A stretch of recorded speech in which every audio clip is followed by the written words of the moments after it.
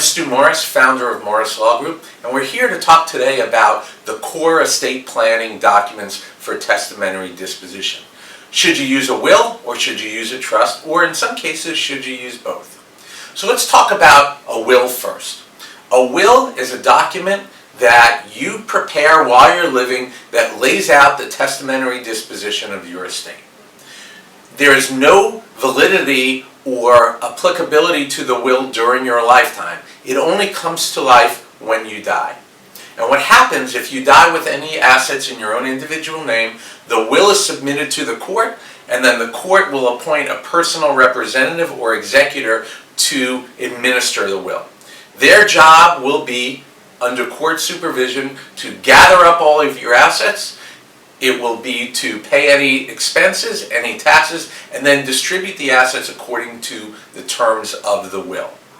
There is that court-supervised administration, so it tends to take longer going through the probate process than it would in the alternative with the trust. So let's talk about the trust. A trust, a revocable trust, is an agreement that you create during your lifetime.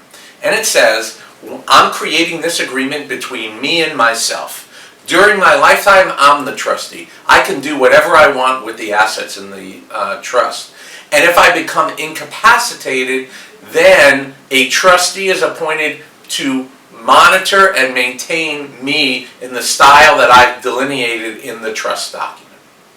Upon my death, the trustee is to gather up all the assets, pay all the expenses, pay any taxes, and distribute it pursuant to the terms of the trust without any court supervisions. So which is better or which is worse? Well, with the will, you're going to have a probate proceeding. With a probate proceeding, your court involved, it tends to be more expensive and it takes a longer period of time. With a revocable trust, there's no court proceeding. It also has the ability to provide for incapacity planning.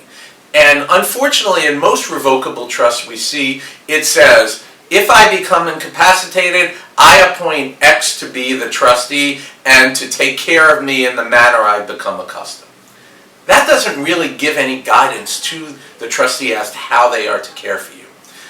Trust prepared by our office, we go into a great amount of detail about how you are to be cared for if you become incapacitated. Do you want to go to a nursing home or stay at home? Do you want to continue to have vacations? Do you want to have care at home? Do you want to be reliant on your children, or do you want professional care to be there? That all can be documented within the trust pursuant to what your desires are. We believe that the use of the revocable trust is a far better vehicle than the will alone. In addition, with the revocable trust, we prepare what's called a pour-over will. And what that pour-over will says is that during your lifetime you created the trust. Upon your death, it was your intent that all the assets be in the trust. And if you have assets that are outside the trust, then the will directs them to be put into the trust. So again, weighing the benefits of a will versus a trust, the trust seems to have a lot more beneficial interest for you during your lifetime and upon your death. If you have questions or you'd like to discuss this further, please feel free to give us a call at the office. We'd love to talk to you. Thank you.